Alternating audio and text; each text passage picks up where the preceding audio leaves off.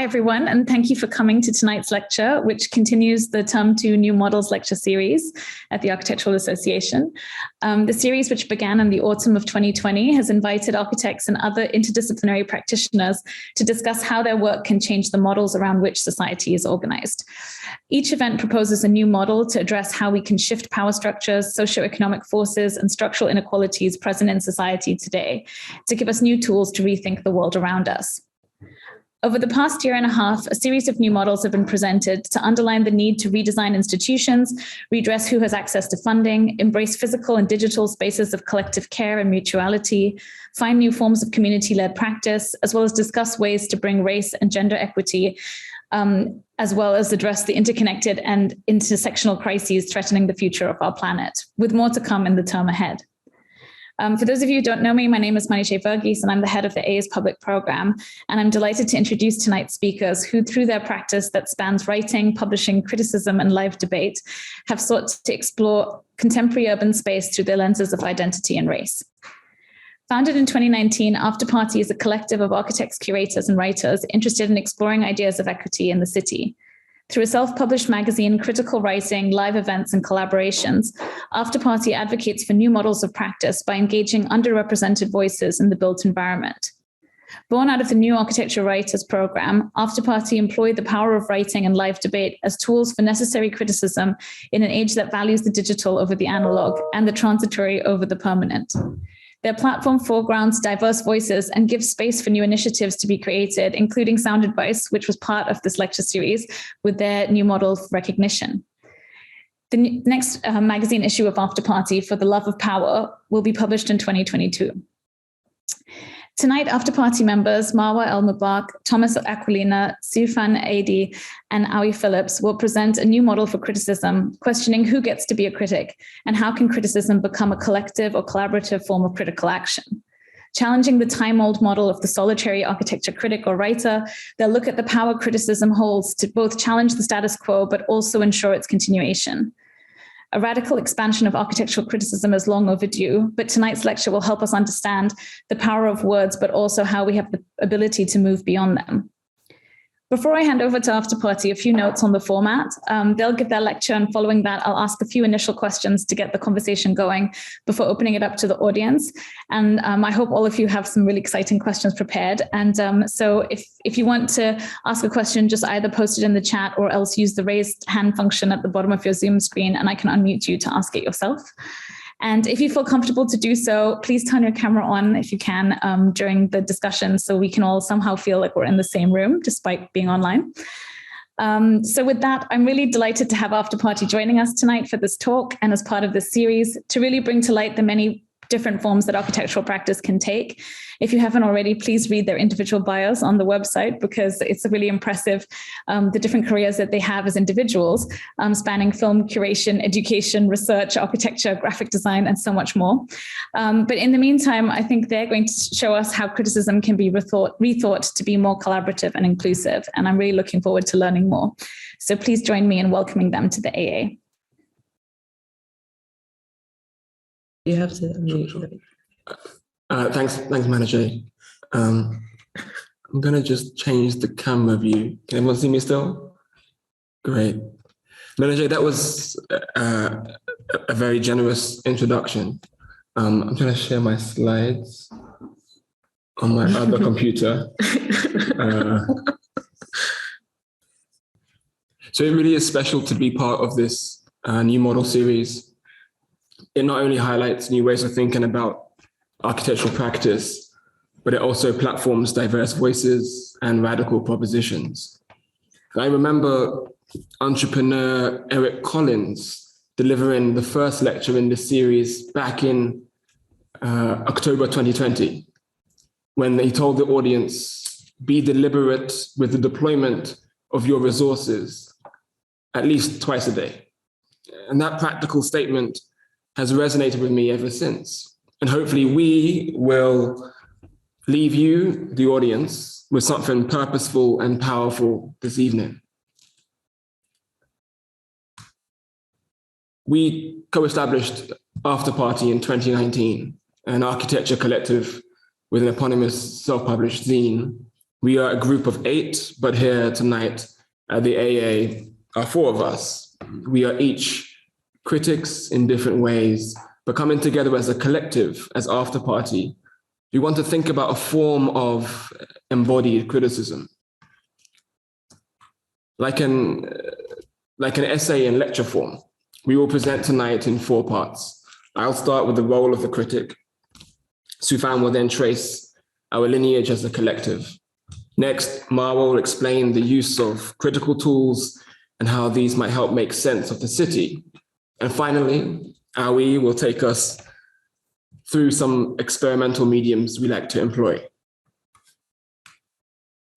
So throughout the lecture, we will pose a series of questions like this.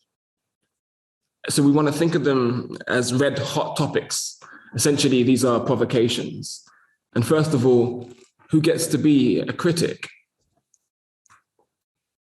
The official definition given to us by Wikipedia is the critique of buildings, whether completed or not, or published or broadcast. That the critique might take a polemical position, reflecting the critic's own voice.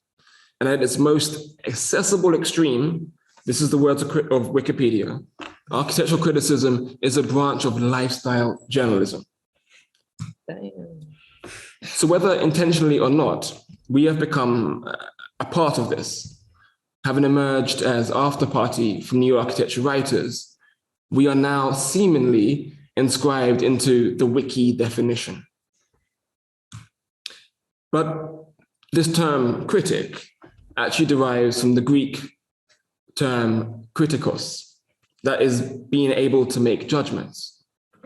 But since we're interested in making connections through juxtaposition, we've also considered some underlying connections through other languages that the 4 of us share.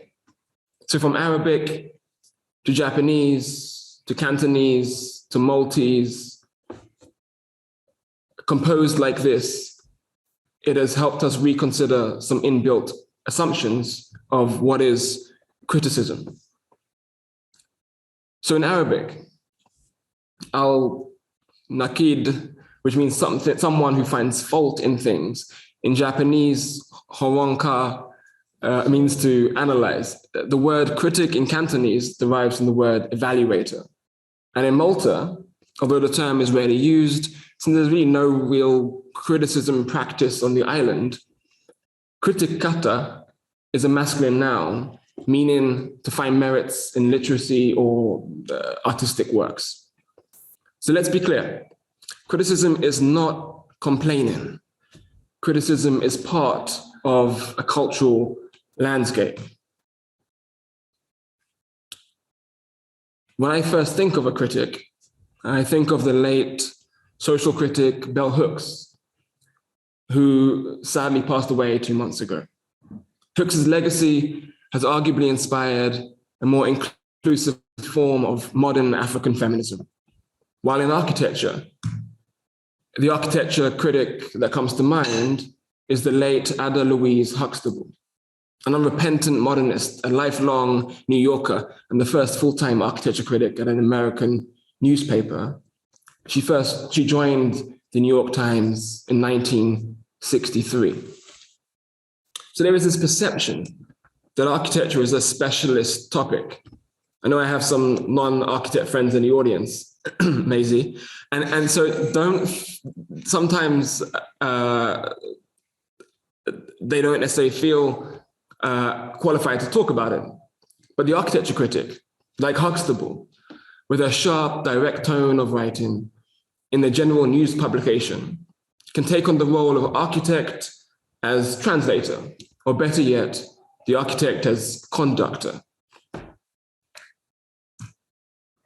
So why do we need critics, and are they actually important? And what are we doing?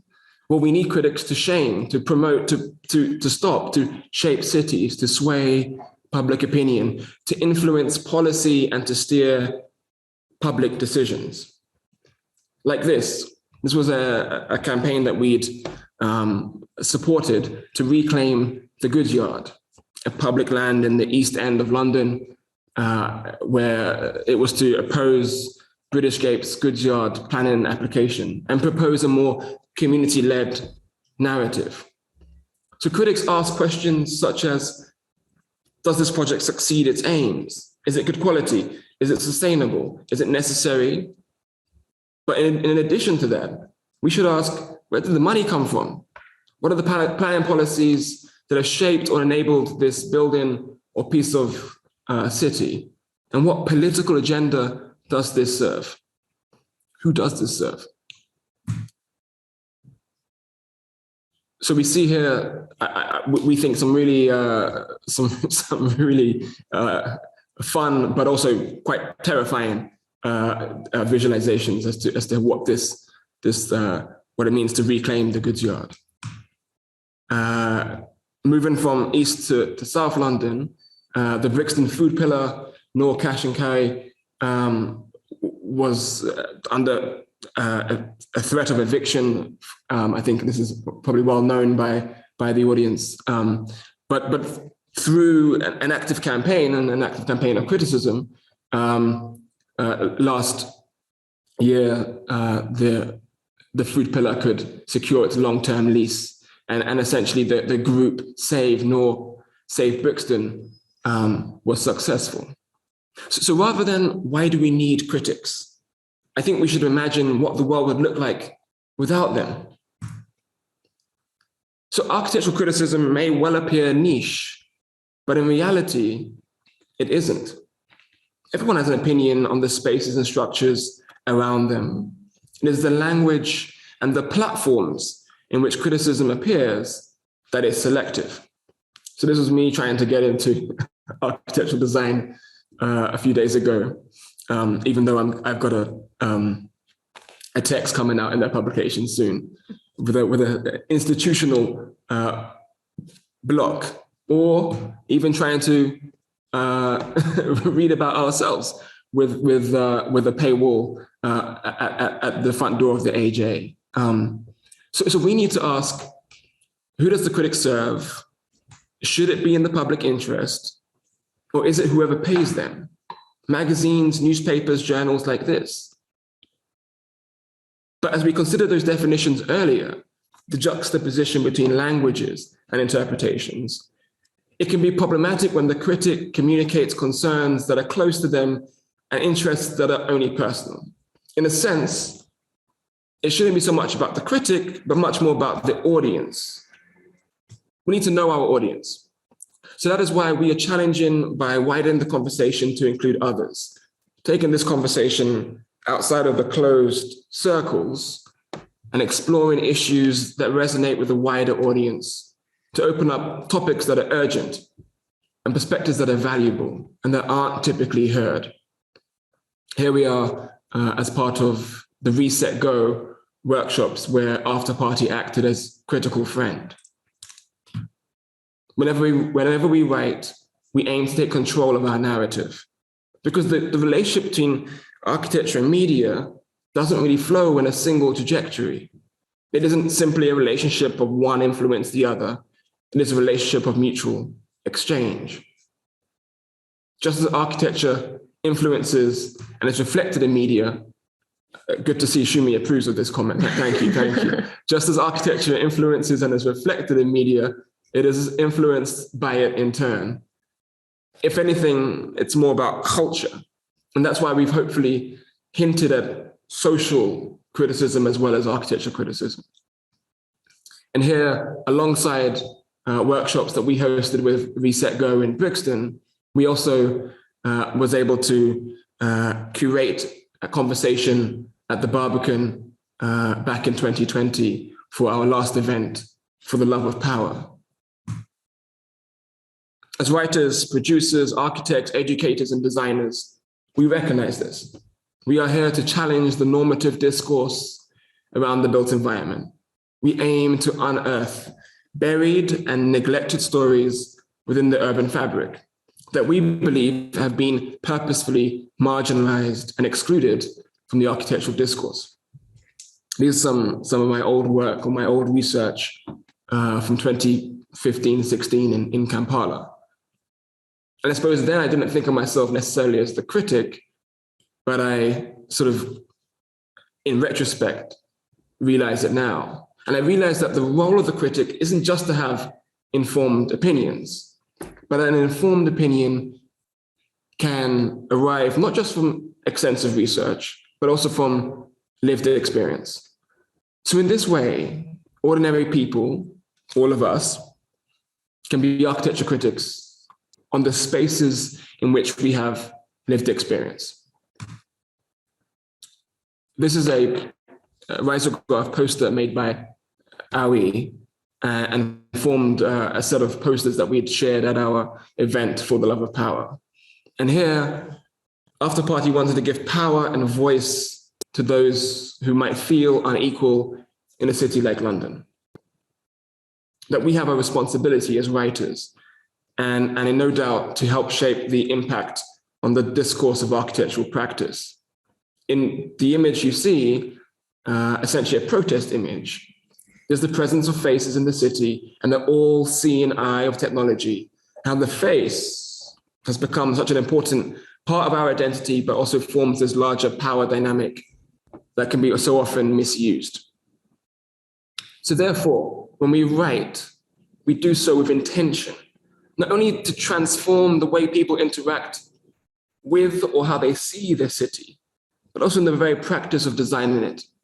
So we're more interested in cities than buildings, in its inhabitants than as designers. When we talk about architecture, we want to take it beyond aesthetics. We want to invite as many people into the conversation to engage with us as possible. So even recently, Sufan and I were critiquing the Peckham Library and critical to our understanding was how the building's form shaped its context, but how the form itself had also later come to shape its context. Our collective mission, therefore, in promoting or thinking about urban space through the lenses of race and identity means that we look to profile buildings that have coexisting identities to form much larger narratives.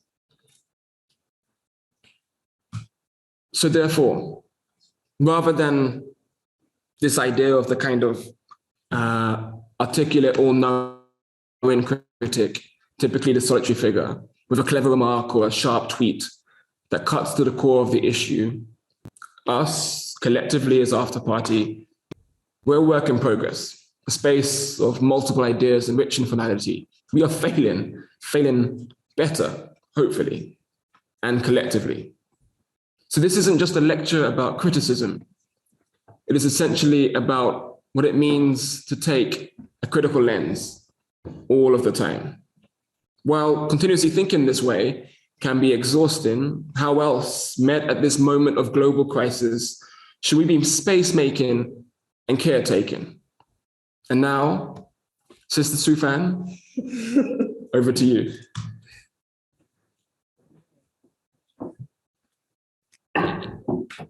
Thank you. Like musical chair. I felt like I was listening to like a sermon. That was amazing. Oh, thank you. So Brother Thomas has eloquently explored the criticism aspect of our talk. And now I would like to address the term, or problematize maybe the term new, because if we're going to propose some kind of paradigm shift in architectural criticism, what is the current paradigm? What are we shifting away from? What tradition or lineage are we a part of and also attempting to disrupt? And is what we're doing actually new? So to explore this, I would like to take us through a very, very condensed history of architectural criticism.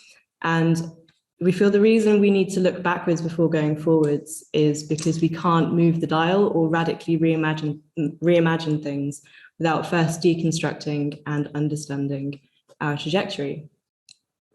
The timeline focuses on the West, since this is the geographical and cultural context in which we're currently situated. And it's also the canon on which our architectural education and critical education was based. And thanks to colonialism, also the model that is imposed globally. So this is a super abridged version, as we only have, unfortunately, have an hour. But if any critics I've missed that kind of come to mind, please put them in the chat for everybody else in the audience, and particularly critics of color would be amazing. So in the top left, we've got our friend Vitruvius, who between 30 and 15 BC wrote the 10 books on architecture. Though it's not criticism as we know it today, Vitruvius outlines the principles of a good building and expresses praise for certain features. Next to him, we've got Augustus Pugin, who publishes Contrasts in 1812. So yeah, fast forward quite a lot, which is the first architectural manifesto. It differs from 10 books in that Pugin offers his readers an entire social program that redefined architecture as a moral force imbued with political and religious meaning. In 1849, John Ruskin, just next to Pugin, writes The Seven Lamps of Architecture, which is an extended essay, essentially codifying some of the thinking behind the Gothic revival.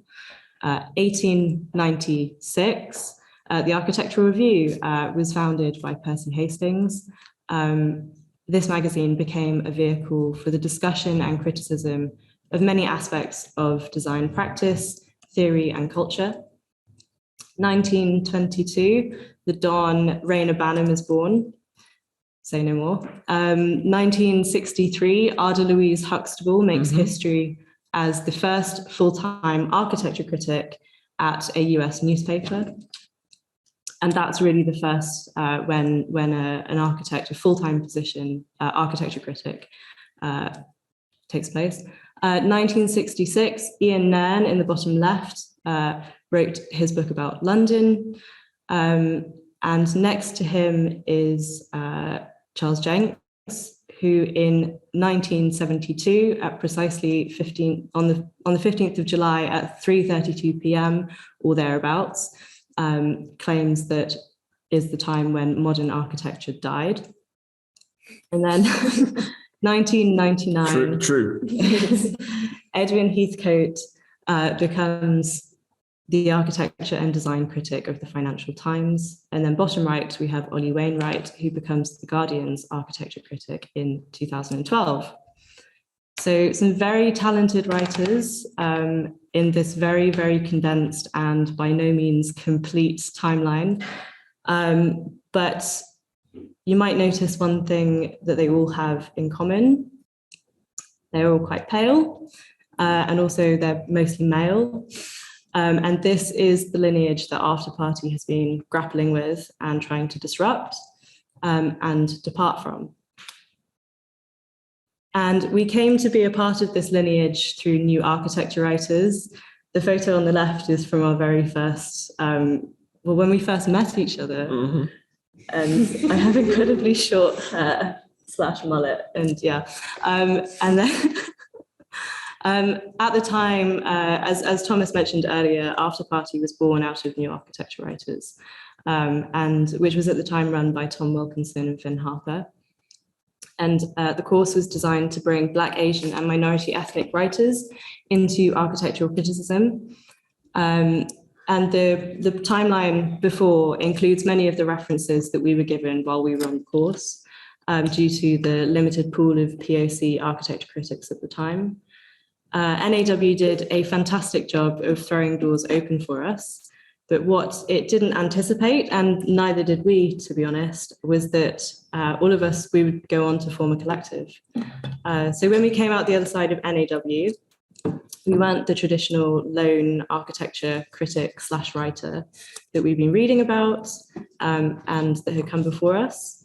We didn't have a precedent. We, both as a collective and as people of colour, within architectural criticism. And what's more, we didn't want to emulate the architecture critic in a more traditional way because that wouldn't be true to us. Instead, we pulled in other sources and drew upon other fields, peoples, places. So rather than one lineage, we became a part of multiple. And for the sake of timing, I'm only going to take you through 3 of these lineages, just to give you an idea of what other history we're a part of. And I hope you've got your notes ready, because this next bit is going to be chock full of references.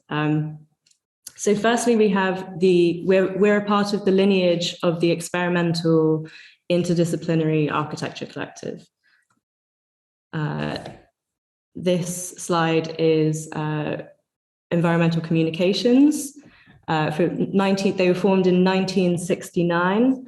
They were a loose collective of architects, photographers, and artists based in LA. They formed to reshape people's understandings of Los Angeles. The city had a complexity that they believed architects and urban planners overlooked. Environmental communications wanted designers to think about the environment through a broader lens, as an urban ecology beyond just buildings, and also considered its citizens and its behaviors in relation to the spaces. The collective used to slip their work into the slide libraries. They used to take a lot of pictures and put them on slides, and they would slip them into the slide libraries of architecture schools, museums, and other cultural institutions around the country, hoping to influence students and other curious minds. In 1971, a Japanese cooperative formed called Atelier Zo. The Atelier Zo brought together small practices in architecture and urban planning, as well as furniture makers and graphic designers. Formed in 1971 by graduates of Waseda University, which is where I went. The group changed its name in 1978 to Team Zoo, in which, with each individual practice named after a different animal. In 1981, we have the amazing Matrix Feminist Design Cooperative, who integrated new interdisciplinary and intersectional ways of working across theory and practice.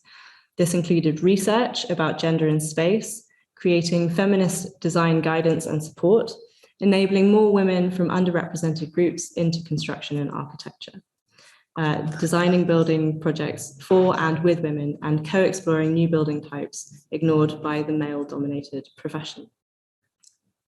And they're currently featured in an exhibition at the Barbican, which I think is still up. And we were invited to contribute a zine to that exhibition catalogue. From 2002, we have Otolith Group. The group was, its work is research-based and spans moving image, audio, performance, installation, and curation to explore temporal anomalies, the non-human, and the complexity of life's environmental conditions. I'm trying to speed up a bit. 2007, Decolonizing Architecture Art Research, DAAR. Sandy Hilal and Alessandro Petti founded DAR in 2007 with A.L. Weisman. The pair are situated between politics, architecture, art, and pedagogy, and they're based in Beit Sahur in Palestine. And currently, I recently had a fantastic exhibition at the Mosaic Rooms, which I'm absolutely obsessed with, where they explored how they've been trying to get a refugee camp in Bethlehem listed as a World Heritage Site, but using the application process as a tool to challenge and critique the institution that the World Heritage Site status is as well. In 2010, Forensic Architecture, who need little introduction, they formed. And for those who might not have heard of them, FA is a collective of architects, filmmakers, artists, scientists, scholars, and designers who investigate violence in the built environment. So incredibly interdisciplinary and also international. They were shortlisted for the Turner Prize in 2018 and primarily display their work in art galleries. And here we have the AA's finest tutors, aside from Manager. Akil and Seth Scaff-Smith, along with Melissa Hanif, make up Resolve. If you don't know their work already, where have you been? And they're just basically amazing. And I was supposed to include more images, which I was going to talk about, but I haven't. They formed in 2016. So that's kind of like the first lineage that we're a part of, these experimental architecture and interdisciplinary architecture collectives. And the second lineage we're a part of is the critical collective. So in 1975 was the new architecture movement formed. According to the incredible database Spatial Agency, the new architecture movement took an explicitly oppositional stance to normative architectural practice, setting out to criticize the conventional notions of professionalism and the internalized structure of the profession, in particular, the system of patronage, where the designer of the building has little contact with its user. NAM also called for the unionization of architects, claiming that the RIBA failed to represent the majority of architects working within the private sector. And some of those members went on to form Matrix, which I mentioned earlier. And then we also have the Black Audio Film Collective, a pioneering arts initiative founded in 1982. They produce a roster of groundbreaking and award-winning creative documentaries, non-linear feature films, tape slide installations, film programs, and screenings that examined the diasporic African and Asian experience in Britain and across the continents. That's nice. And we also have NWA, who are a huge inspiration for us. They are a hip-hop group, gangster rap group, but they coined the term gangster rap. It formed in 1987. NWA brought the sound of the LA streets to the mainstream, and their music. Sorry. Well, that's LA connection. Their music criticized police brutality, poverty, and violence of areas like Compton, forcing America to confront the realities that these artists had come from. And the third lineage I want to talk to you about is that of the independent self-publisher. I'm only going to share a few examples because Awi's going to expand on this later, so I'm just going to try and whistle through these. So we come from a lineage of fanzines, because we have our own zine, and the term zine is the term zine is an abbreviation of fanzine, which is a portmanteau of fan and magazine, and they're DIY, self-published, and yeah, just really amazing. The early 60s, we have Archigram, who, like Afterparti, had an eponymous zine publication, which they published in the early 60s. Then we have Real Review, which formed in 2016, which is the brainchild of Shumi Bose and Jack Self. The magazine strapline is "What does it mean to live today?" and revisits the format of the Architectural Review. And then we also have ISAW, which formed in 2015. ISAW is a group of friends, practitioners with foundations in anthropology, design, photography, film, public engagement, and their output kind of covers all manner of things like documentary film and things, but they also have their zine as well. And when we first met the ISAW family, we were still on NAW. If you like, the second photo on that slide was of them, the time that we met them. And we've been really lucky to work with them as part of their zine fair, which was called Imprint, but also as equal partners on an educational program we've been delivering called Race and Space. And yeah, so I could go on. But if you'd like to find others who do similar work to us, Shumi has created a spreadsheet called Not the Big Ones, and that's a fantastic resource, as is the Space Race reading list as well. But to kind of go back to my point about these lineages, these multiple lineages kind of combine to help us think of ourselves in a more profound and enriched way. Our lineage is less of a straight line, extending the legacy of the lone architecture, critic, writer. And it's more of a constellation of lineages, past and ongoing, that continually shape and inform our work. And we draw on all of these to create a really unique combination that has allowed us to unpick the model of architectural criticism and produce really unprecedented critiques.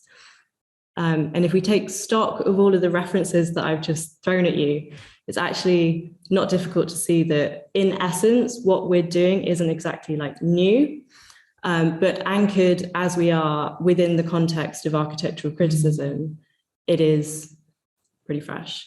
So in the same way that our group embodies all of these different lineages, we also bring together different backgrounds, perspectives, and expertise, and forms of expression as well. We cover film, we've got a couple of qualified architects, graphic designers, as Manojay mentioned earlier, photography as well, history, research, etc. And we draw on all of this in our process of collective writing. And there are two ways in which we write collectively. The first is when we get all of us in a room and we have a conversation about a topic, and this conversation is recorded and transcribed. And the second way we write collectively involves opening up a Google Doc and jotting our ideas down. And as we continue, we add thoughts and comments and add suggestions to one another's paragraphs, and we spark ideas off each other. We evaluate our own, we reshape, and it's a thoroughly kind of collaborative process, which is something that we did for our wallpaper article, which you have on your screens now. And this process of collective writing is really important to us, because in coming together to discuss a topic, we listen to each other, we listen to differing ideas, which allows for nuance and understanding and heightened awareness. And through this collective writing and listening, we layer our voices, and we speak in a collective voice, but not in a unanimous voice, which we've come to learn just flattens difference and emulates the very hierarchies and structures that we're trying to depart from. So I should put this in the chat, shouldn't I? Put some okay, I'll do it later. Okay, Noah, your turn. Nice. Hi, everyone. There should be like a little round of applause from the. Well, thank you to Sufan for that very comprehensive history of lineage. And I'm going to speak a little bit about, to kind of carry on from that point, what exactly we mean about a new model for criticism. So as Sufan's already covered, we don't really view what we're doing necessarily as new. However, we do see what Afterparti does as covering three main things in principle. We see kind of our model as an interdisciplinary model that reflects, or we think should reflect, the multiplicity of the environment that we live in. We see writing as a critical tool in its own right. And we also kind of push for criticism as a model for practice. And I'm going to explain on these points a little bit further. So taking the first point, what do we mean by an interdisciplinary model? Well, we feel that the city has a lot of nuances in it, and that we understand the city as not sort of this abstract or intangible thing. And therefore we feel that our structure as Afterparti should sort of mirror that complexity. I like these series of images are interesting because the first one is by the French theorist Guy Debord, which is probably the most recognizable to everyone. And Debord was kind of known for his mapping of city of Paris by walking around aimlessly and trying to restructure his understanding of what the kind of movement in city is like, and sort of to display it from a more personal and subjective experience. In contrast, when we move to the next image, that of Caribbean-born Jean Rice, who writes a lot about the female experience in her writing, and this idea of the female flaneur, which is a kind of a recent thing, and for a long time, the city has been sort of the domain of the male privileged figure who's able to walk around unconstrained with a lot of time and money. The female flaneur in her writings has an element of transgression, sort of going in places where they should not, or perceived should not allowed to be. And lastly, this image by Garnet Cadogan, who writes about, the experience of being a Black male in America in Walking While Black, sort of adds yet another layer of experience to the city. And this is sort of what we mean by the kind of the critic or the criticizing body should sort of reflect or aim to reflect these kind of various narratives that occur in the same place. So in the same way that these authors I've just described look to subvert mainstream ideas or authoritarian ideas through the act of making, we sort of view writing as a tool or a way of exploring underrepresented narratives, and sometimes often quite personal narratives. So the images on this screen are actually by Thomas from his essay, Streets as Monuments. You notice he really likes walking. This was a walk through Brixton, where he uses walking as a methodological tool for exploring sort of ideas about belonging or sense of dislocation. And sort of starting from this point of view of the observer and then mounting to some deeper understanding of how we relate to our built environment. So these experiences kind of show us that the city is a plural thing, and is like sort of a collection of fragments that's layered over time. But we often feel that our current practice and modes of production don't really reflect this complexity. Our current models for building and thinking about the city, these places, are too streamlined and systemized. And they often it feels often that there is not a lot of room for nuance and heterogeneity to emerge. And I enjoy this pair of images, the one on the left by the architect Aldo Rossi, which depicts the city as sort of a collective memory of its people.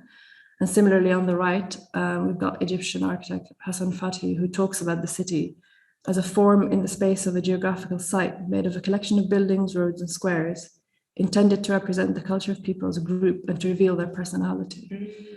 And kind of these are sort of responses that we draw on from, I guess, from architecture, but also the previous ones from walking and writing and literature, to try and make a commentary about how our city maybe does not always reflect the values of the people that live in it. And as part of our role as critics to draw attention to these deficits and to look for ways of representing these values in our physical environments. And as Sufan sort of touched on towards the end of her segment, we are a plural collective, and we bring a lot of diverse tools. So before coming into this group, we had various areas of study, be they interdisciplinary studies, we've got historians, architects, educators, so a range of disciplines and a range of tools, and that always informs our analysis and conversations. And that's kind of the importance of having diversity, not only diversity of background, but also diversity of education and tools that you can bring so that everyone has a different perspective. And we believe that criticism has an important role in this. And we do this at the very beginning by selecting and choosing and platforming what we want to sort of platform. So we seek out the narratives that are underrepresented, and we self-publish in an attempt to short-circuit bureaucratic processes that are often not in the interest of everyday citizens. So if you think of the amount of time that would take mainstream journalism to sort of absorb new voices, new ideas, it could take a very long time. Building buildings takes a very long time.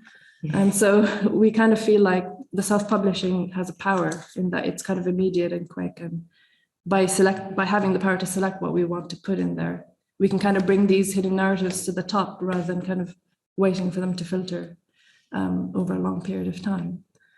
And on this side, just to talk a little bit about writing, we kind of view writing as a critical tool in its own right, just because the speed at which cities are being built nowadays sort of kind of makes you feel like, architects and writers and critics come at the very long line of decision making, at which point your input can be inconsequential. And because of the speed of writing, it can hold the construction of things that don't represent our values. And, like the writings of Ada Louise Huxtable that Thomas mentioned earlier have there's quite a few examples of those that have done that. And so it's a tool not to be underestimated and a tool for criticism in its own right.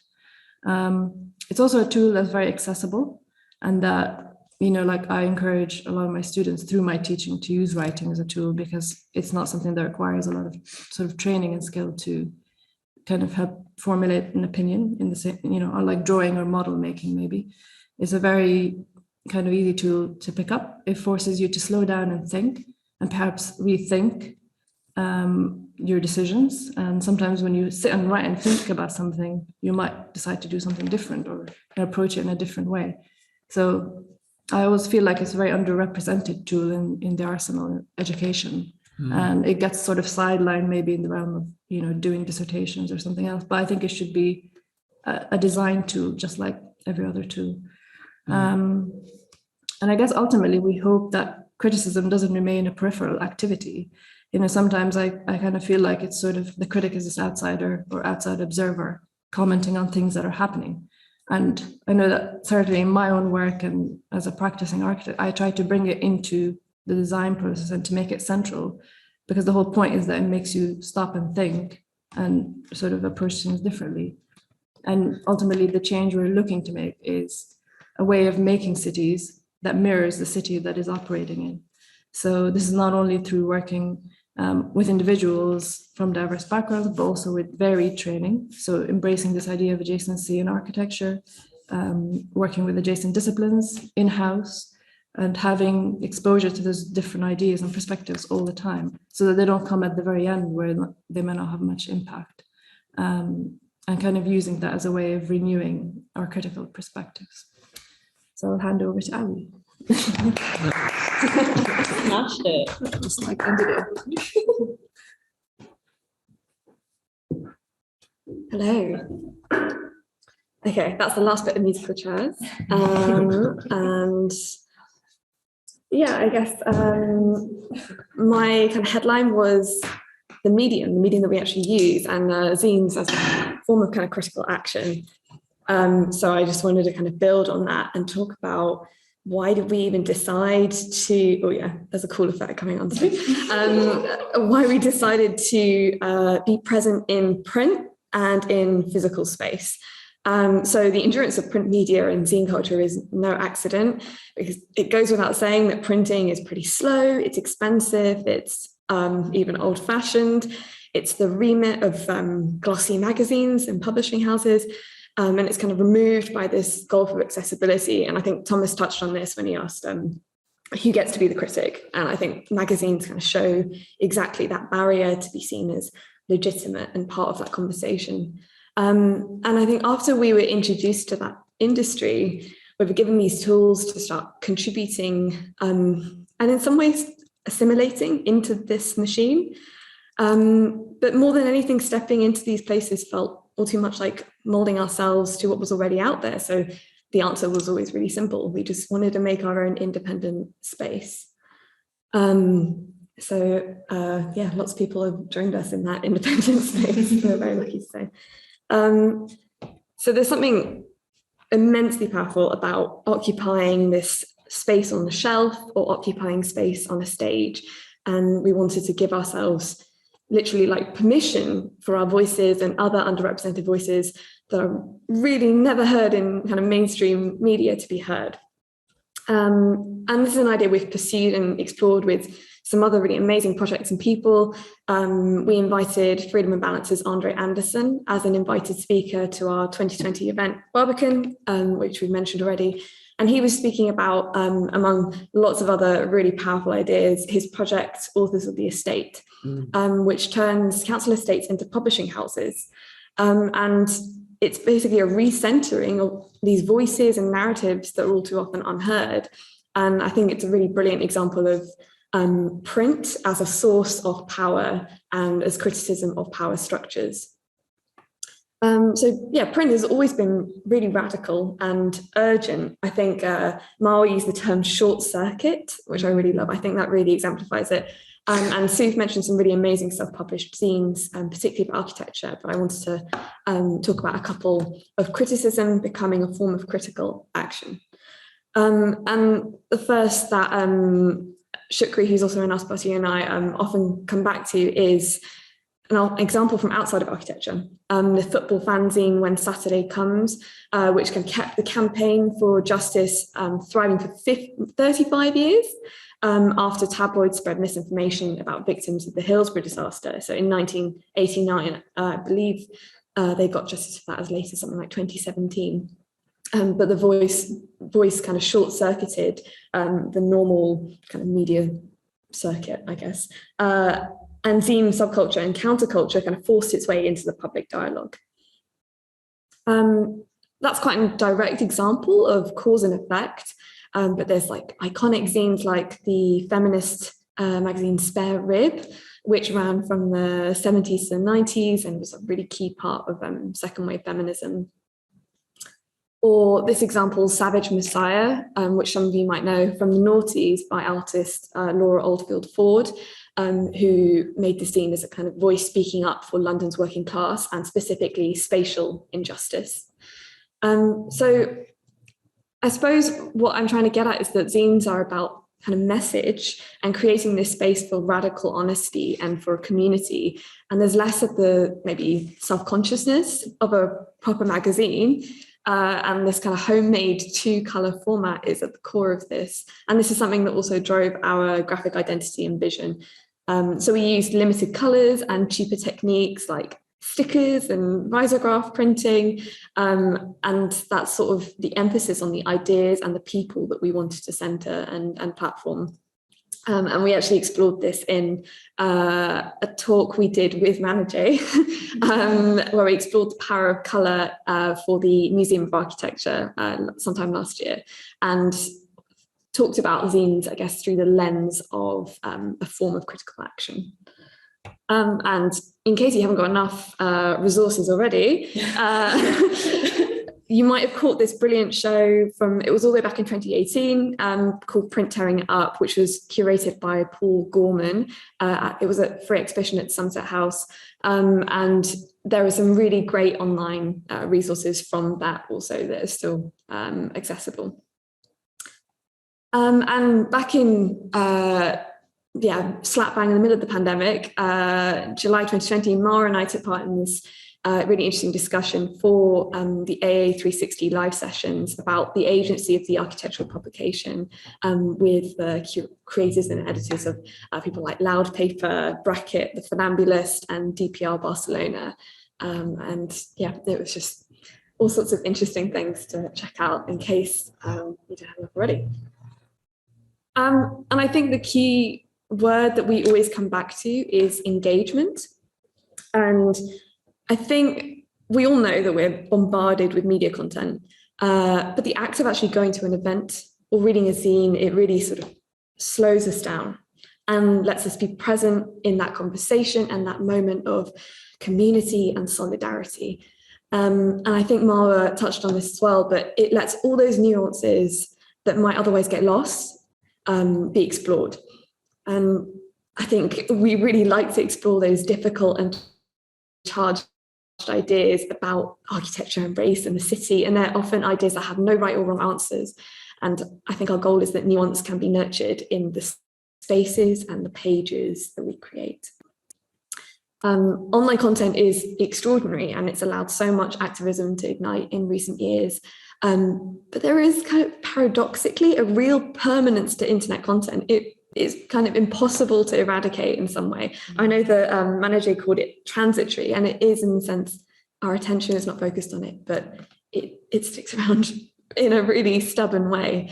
And live conversations and print media have become these quite essential test beds to tease out ideas and maybe essentially even change our minds. And so I'm gonna come back to this. Hold on. This is a graphic we made for the Barbican event to kind of emphasize this like strangeness and the power of putting ourselves in the middle of this institution and landing ourselves in this kind of giant, intimidating floor plan.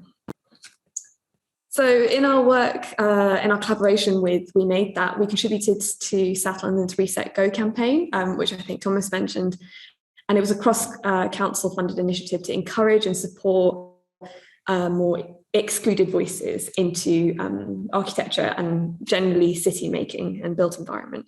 So as part of that work, we were asked to be essentially critical friends to this kind of education program for 16 to 25 years old people. And we were really adamant we needed to have a last workshop with everyone together making zines in the same room to reflect on what they might have learned and fundamentally to meet each other. That was the most important thing that we could contribute. It's a sort of similar way to a physical model having a really different quality and kind of unexpected collision or consequence versus maybe just drawing in 2D. I think like the event that we had at the Barbican or at the RCA Summer Show or at Diddy's Bar in Hackney, if anyone was out there, good on you, produced this energy that sparked so many other conversations and ideas. And that's an energy that's really still keeping us warm after 2 years of pandemic. Mm-hmm. And our live events are a space to create community and have this kind of alternative, diverse network. So when connection and engagement is the key to everything we do, it allows us to be more experimental and center the voices that we really, really care about. And this is something that kind of brings me to Sound Advice. I'm sure many of you, if not all of you, have heard of Sound Advice, which we commissioned as part of our first issue of Afterparti. And it took music as a way to talk about some really difficult issues in architecture and in the place of work and in the place of education. And I believe they also took part in new models for recognition with Soof and Salads, who are also really cool. Then I know Thomas mentioned we worked on mentioned that we worked on Matrix's exhibition, and our kind of brief for that was to make a zine that people could carry around the city and engage with the actual built environment with something in their hand to kind of guide them. And we focused on the city of children with sort of moments that people could look around and look at their own environment and come up with what they thought about it. So it's always about sort of centering that voice and that narrative. And lastly, I think, given that we're at the AA today, the AA has an incredible history of student-led publications like Dew and Fulcrum and I don't know if it's Pinks or PYNX, but that one. And NATO and my personal favourite, Arth, which is just, I mean, it's just great. And I think, it's please go on and keep making and keep on engaging. So we're currently working on the next issue of our zine to come out later this year. So watch this space. And I implore you to care, to engage, and to take up space. We'll put the video on our zoomed out thing again. There you go, done. Great. Amazing. Thank you guys so much. That was such a incredibly generous talk that really shared so much advice, resources, knowledge, forms of practice.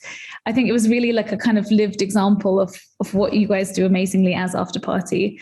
I think there's so much I think we can talk about now. But actually, maybe before that, I thought it was really interesting how it kind of picks up where the last New Models lecture left off.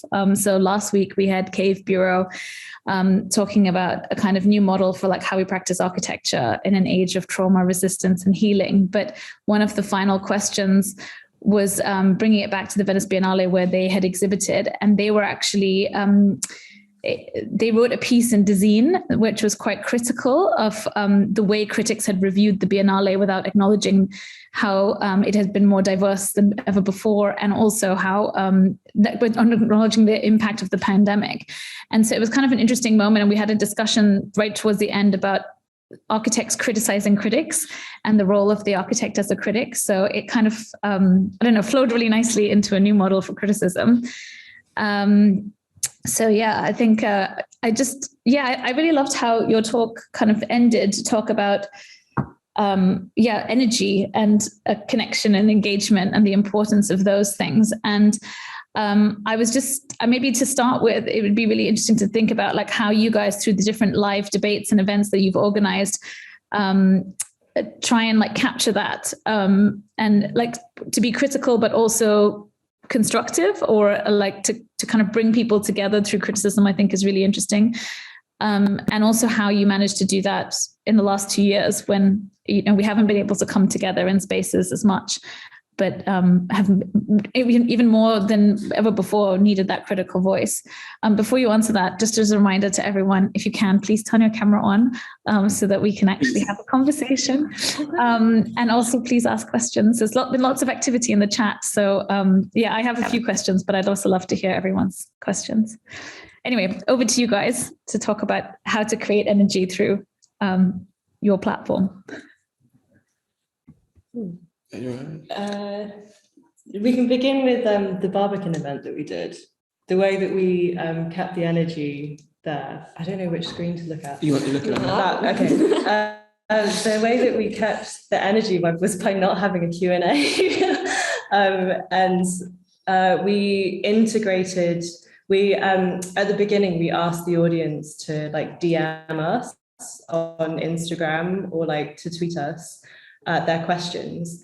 And then we basically had this kind of like system of like iPads and Google Docs, and like a couple of us in the, because Thomas and Marwa were on stage with an iPad with a Google Doc open, that I was monitoring Twitter with Niall and Instagram, and we were copying and pasting the questions into the Google Doc, so that it was like happening kind of like real time on stage as well, so that the audience was integrated into the event in that way and could have their questions answered in real time.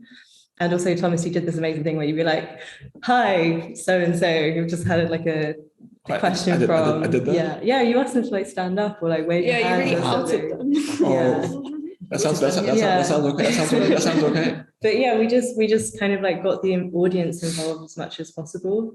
But in a different way though, right? As in not through the typical structures. Well, I think part of the reason behind that was also that I think standing up in a lecture and like putting your hand up and being like, I have a very important question / extended statement about this lecture is like a real intimidating act. And it also encourages a certain personality maybe to stand up and ask those questions, which I'm sure we're all very familiar with.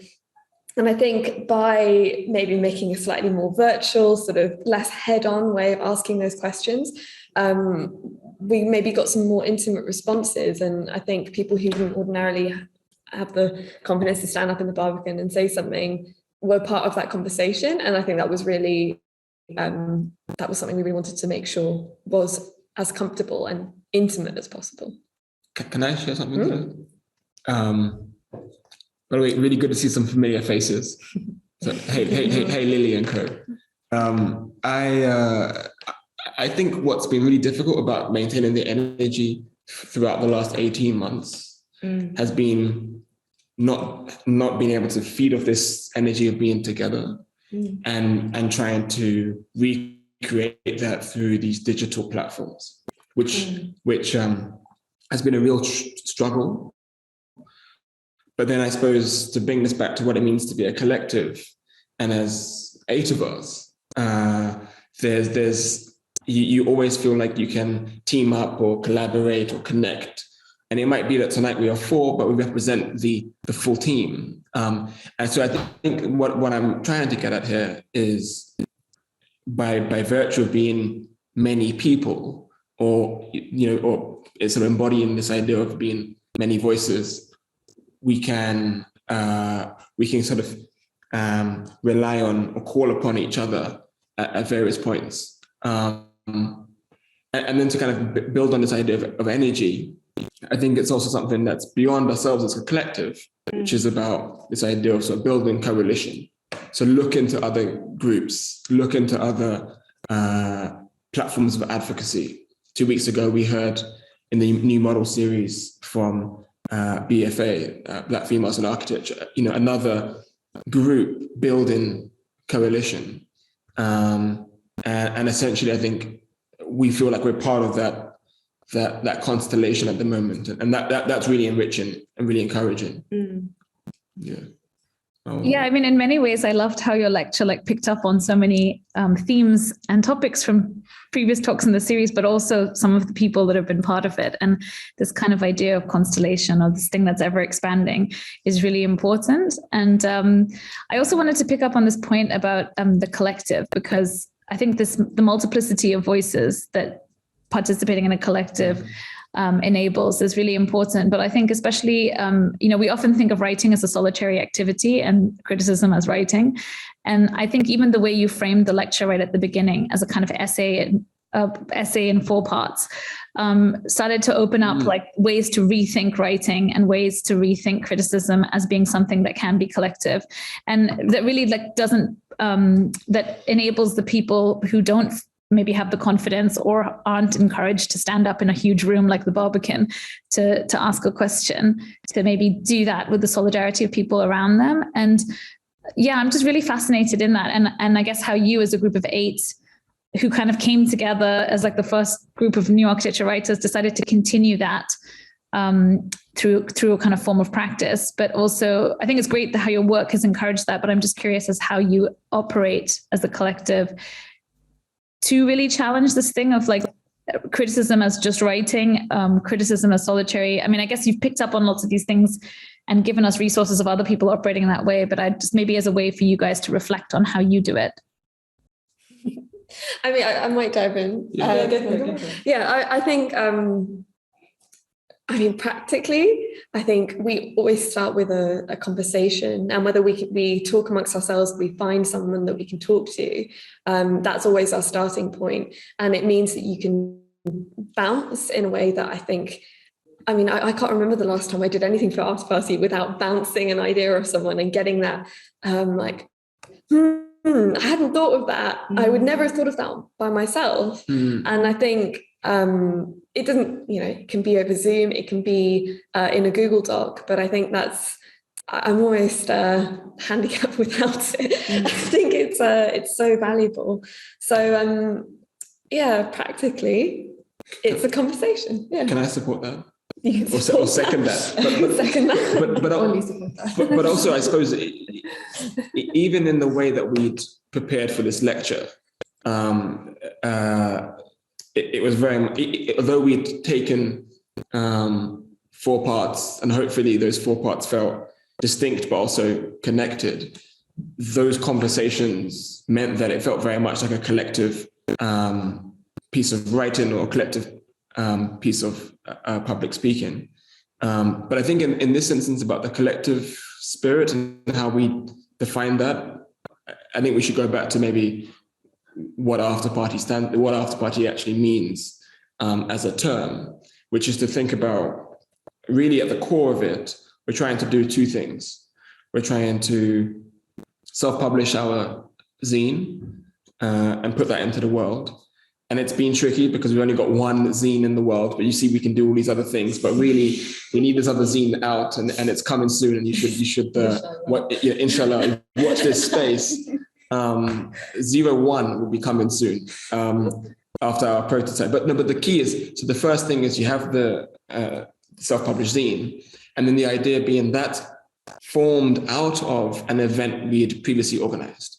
So this idea is that there's a relationship between an event that we've curated and then a zine that we then self-publish. And the idea here is that essentially the zine becomes an extension and the afterlife of the event. And so really simply, there's a kind of a serial idea for how we organize ourselves.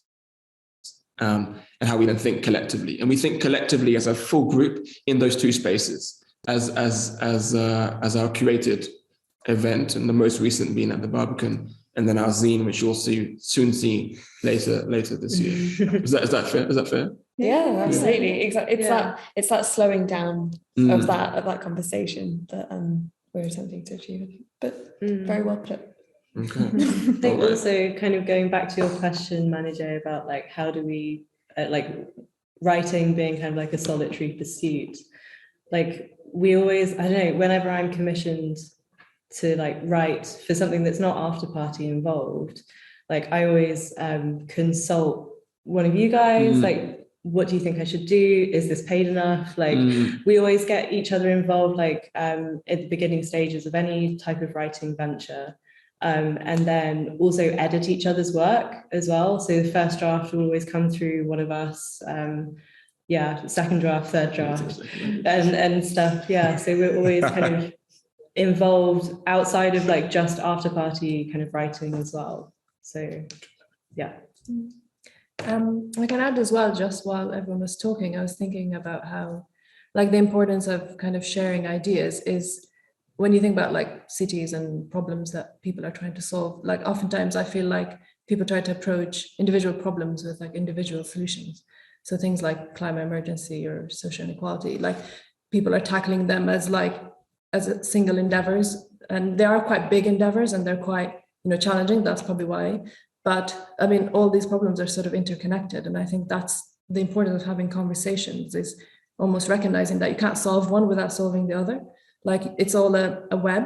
And that's the importance of sort of having these adjacent conversations with other people from other disciplines and with each other. Because even if we were writing an essay by ourselves about a specific topic, it's, it's almost always the case that it's going to be connected to something else. And that something else might not be something you know much about. And so it always makes the writing more enriching when you can bring different strands. I mean, I think that you kind of expand it and you put it in a more, I guess, realistic context, in that you show how it's connected to other things and how like all these ideas, it's always like a chain reaction. So you can never really address one thing by itself, or you can't fix one problem by itself. One person can't fix one idea by themselves. And I think that's I find that to be the fault of a lot of kind of mainstream practices, that people tackle things like single-handedly, head-on, focusing on one issue, when actually you need more open conversations and dialogues between different parties. And I think that's happening more and more, but I think that's the value of like a group like Afterparti, is that you have that within the one group, I guess, and then you can always go further. You should go further. We don't have all the answers. I think that's such a great point, and it's so true. And I think that too often we also think that it's all within one discipline, and it actually needs to be like interdisciplinary. And I think what architects have the potential to do is probably bring more people around the table together, which we need to do more of. And I think that's what's so interesting about Afterparti, in like that multifaceted nature of your individual practices, and then also how you operate. And then, as you were saying before, I think bringing other people into these conversations with you. I also think there's like something really amazing. I mean, I'm so jealous. I want to be part of Afterparti. I'd love to have people like read all the things I have to write and like give me feedback on them and brainstorm ideas with. It's like infinitely jealous of this. But yeah, I mean, okay, we have a first question in the chat, which is a very important one, which is, where can people get your zine? Oh, we don't know yet.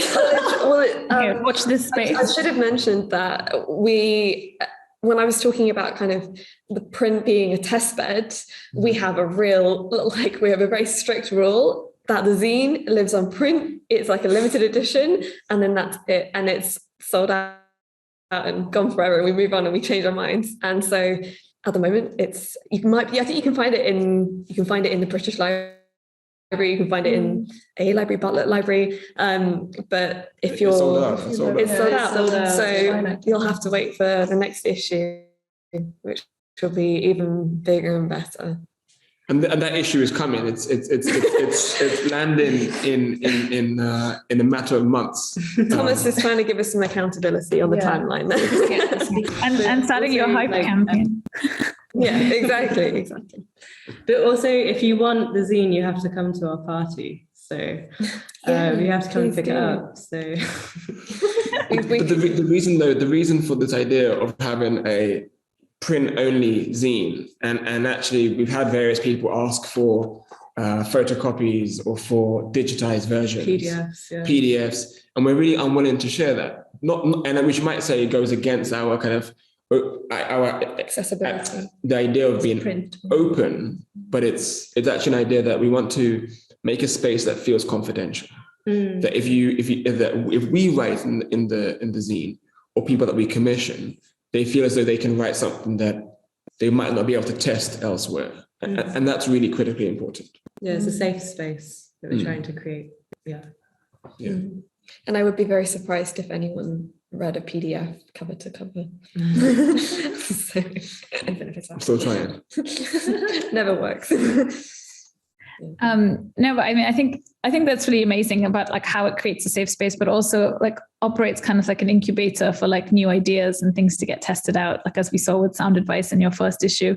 And with speaking of sound advice, this person who I recently wrote something with, Shumi, who's on this call, we didn't actually write that together, but we actually had like 2-3 hour Zooms where we just chatted about what we wanted to write and then tried to transcribe a 65-page conversation into like 600 words, which was a bit of a fail. But anyway, I think Shumi has a question for you.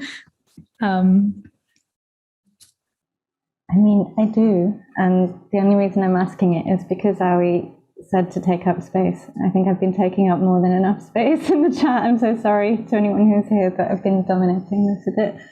But I'm going to do it some more because Ari said I could. I remember the first day you guys met, you know, that photo that you showed? Yeah. I was in a glass room above watching you, like creepily. Look at them all. Because I think I unlocked the room that you guys had your seminar in. And there were lots of emotions that day, and there are lots of emotions now, just a couple of years on. Because, you know, at that time you were this like fresh-faced young group learning things from the group of gentlemen who were showing you around.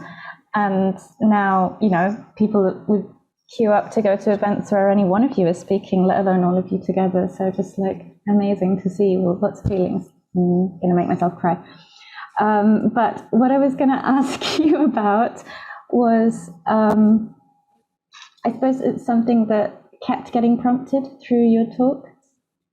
And it was this notion of otherness. So first of all, the figure of the critic.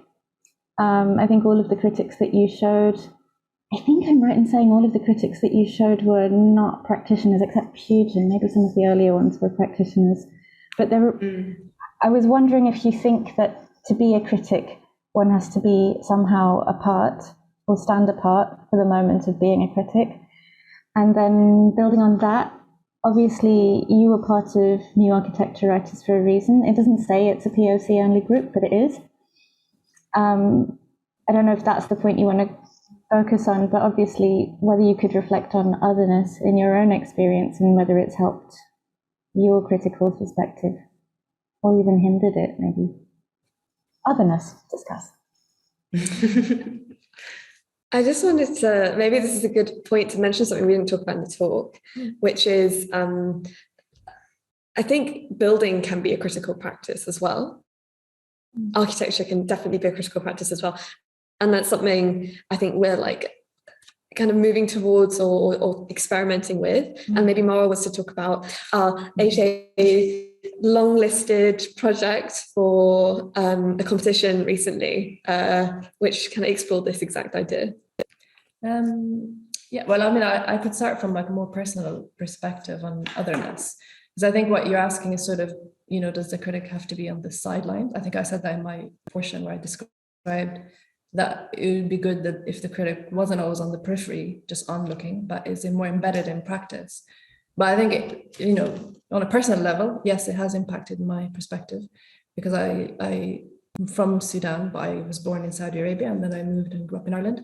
So I've always had this position of sort of the observer anyway, because I've always, you know, you kind of feel like you don't really fit in any of those situations, but at the same time, you can kind of connect things and kind of bridge ideas.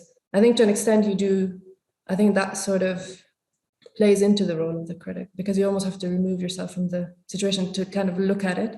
But at the same time, I mean, it's quite subjective. Like a lot of things I talk about, I know that there are things, you know, like the precedents by Hassan Fatih and the Al-Rasi image, like these are all quite personal kind of ideas. And I think there's an element of both, but I think that, you know, the critic doesn't have to be the other figure. I think like the point where we might start see progress is when critics become more embedded, particularly in practice. I mean, like I don't understand why I think we need, you know, more architects sort of talking and writing and expressing things in other forms that are not just building buildings, because like, as I was saying, that buildings are a form of criticism, but they take a long time to come around. And often by then, times have moved and changed. And we see that happening quite a lot, where something that was designed years ago comes to kind of conclusion now, and it's now kind of, not that it's irrelevant, but things might have changed quite a bit. So you feel like the speed of information and technology and progress is moving so fast that you kind of need to be current and sort of responding all the time.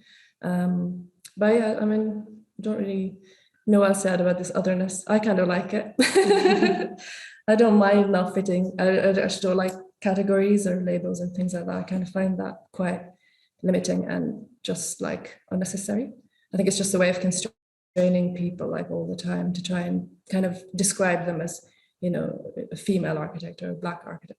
And I think like while we draw attention to these narratives, like I don't know, what I try to do in my writing is show that actually there's not really a lot of differentiation, and that the kind of the human experience is sort of a thing that anyone can sort of relate to. But this idea of otherness is important because it informs your perspective. And then having many perspectives that are other, but it can only have that. So that's what I'd say.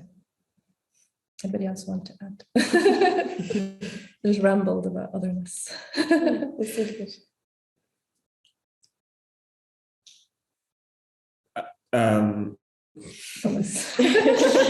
Next to I mean, I agree with Marwa to your first question, Shumi. Can you be practicing and also a critic at the same time? I think the answer to that is resolutely yes. So I think you can build buildings, you can build knowledge, and as I mentioned earlier, you can also build coalition. And actually, if you're doing the three, which is what I think kind of all aspire to some extent, I think you're kind of doing it in the most critical way possible. But its idea of otherness is really interesting, and I think we tried at the beginning to sort of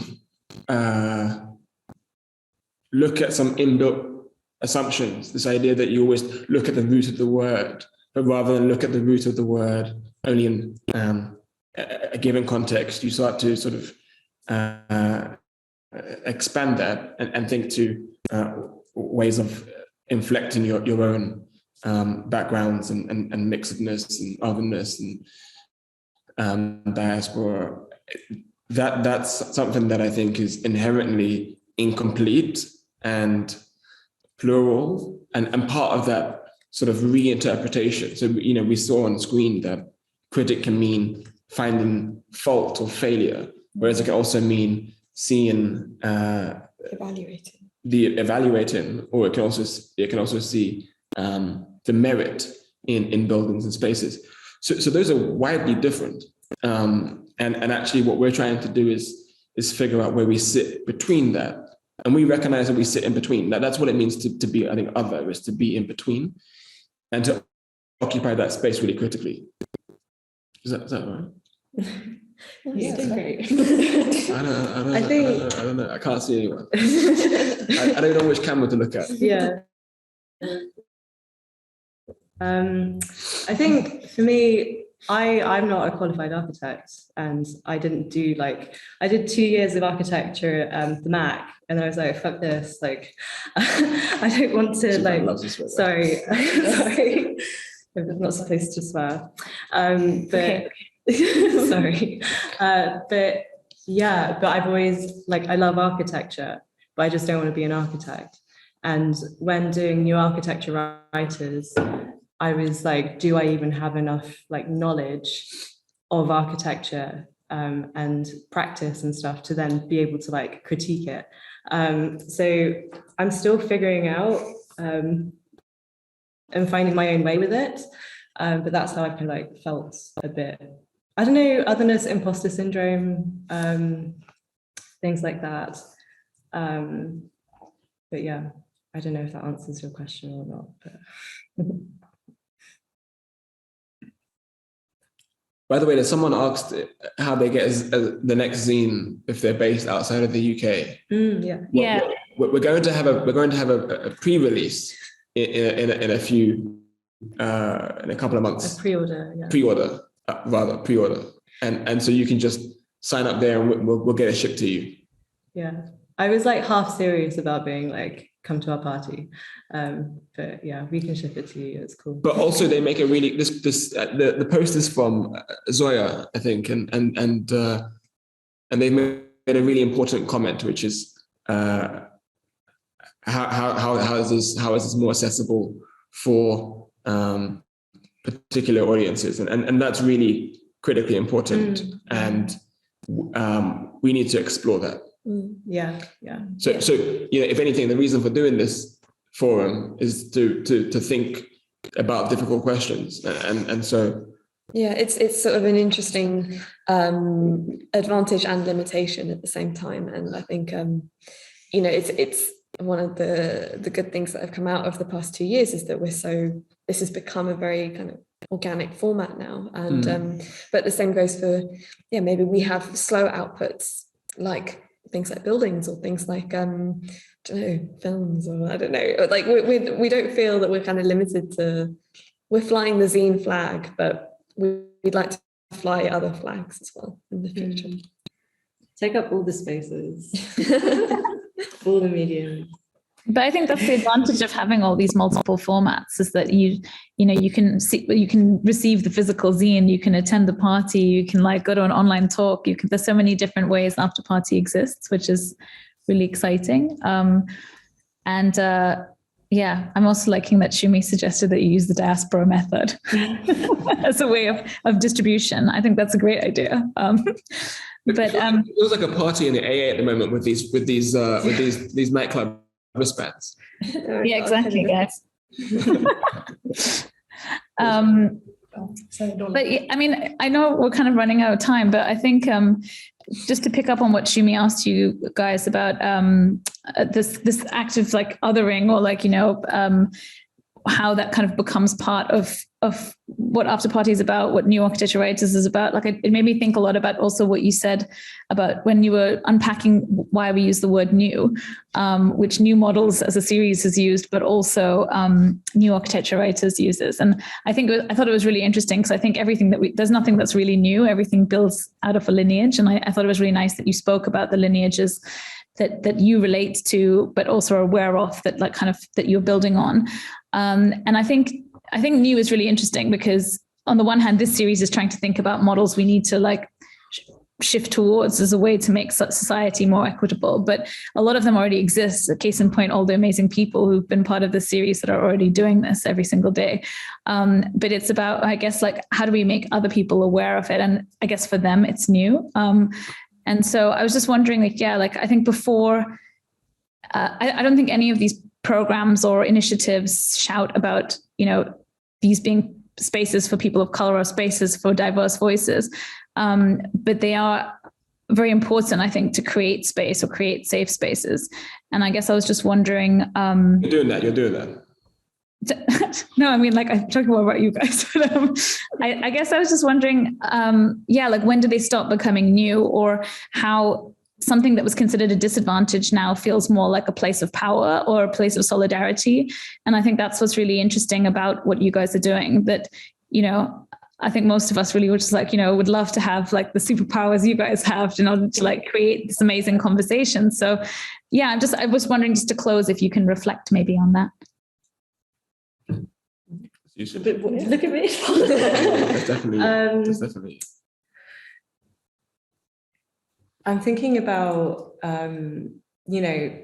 hopefully people will kind of take inspiration from us and then go on to do what we're doing, or just do it better. And eventually kind of, it's a movement that we're building on. Like,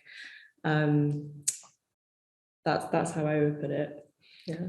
I think something that came up when we were looking at the lineages was, I cannot pretend that I knew about any, all of these people in some like crazy detail. And before we started Afterparti, we like sat down at a library and like did loads of research about who came before us. I think that's what's kind of interesting, is that all these different ideas and groups, they kind of come out of like a zeitgeist or a kind of what's in the air at that time, and have these like collisions and overlaps. And I'm actually really grateful for the opportunity of this lecture to kind of reflect and look back on that history, because it's kind of informed even how we're similar and how we're different and how we might move forward as well from that point.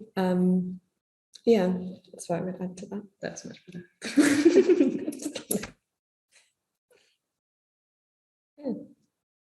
But I suppose it's also a kind of a cycle, and it's cyclical in that, you know, we're now also connected to new architecture writers in different ways, and we support that and shape it and direct it, and this idea of sort of coalition means that we want to platform as much other voices that we feel have been marginalized or underrepresented. And so hopefully there's a sense of lift up to a whole range of voices. And in the same way that we feel this series is managing so successfully. But I think when we think of it in that way, in that kind of cyclical nature, it's not that singular linear trajectory that I think we've been trying in this lecture to deconstruct. Constellation. I use that word. Yeah, for real. I don't have a lot to add to that, but I think like on this question of what's new and not new, I think it's always a question of value. Like I think a lot of these narratives have been around for a very long time, and only now they're being kind of given space to take up space, because values are shifting, and you can see that in a lot of areas of, you know, economics and architecture and just general society. What people start to value is what ends up taking up space and kind of given, you know, like leverage to kind of move forward. And I think it's just a question of timing. Sometimes, you know, a lot of things come into play together. It's not that, like we were saying, it's not that we're presenting new ideas, but sometimes it's like the time plus the alignment of value and these kinds of things happening together kind of boost certain ideas and push them forward into, you know, and enables, like Thomas said, a lecture series like this happening today might not have had the same impact if it happened 10 years ago or 20 years ago or whatever. So it just wouldn't have happened. Or probably wouldn't have happened, yeah, because no one would have placed any value on something like this or come to listen, or maybe a very small minority. But I think more and more these kind of peripheral ideas are becoming mainstream and having like their own push and pull and directing change. So that's all I'll say on that. Value. Yeah, I think changing value systems is super important, and I think that's a really great kind of note to not end, but maybe just pause for tonight, and, you know, invite you all to come back for more of lectures in this series in the future. But thank you. I just want to say thank you so much. This has been so terrific. And I love that you guys wanted to be at the AA to give your lecture, even though most people, even though the audience is online, and even I couldn't be in the same room as you. But it helped. It's like a very hopeful step in the right direction to do more stuff in person and hopefully go to more after-party parties. So thank you all so much. We are going to do a mass unmute now to actually give you a round of applause. So just bear with me while I do that. Does this work? Oh, I didn't know you could do that. Okay, everyone can unmute now. Thank you. Woo! Yay! Yay! Thank you all for listening to us as well. They stuck it out for an hour.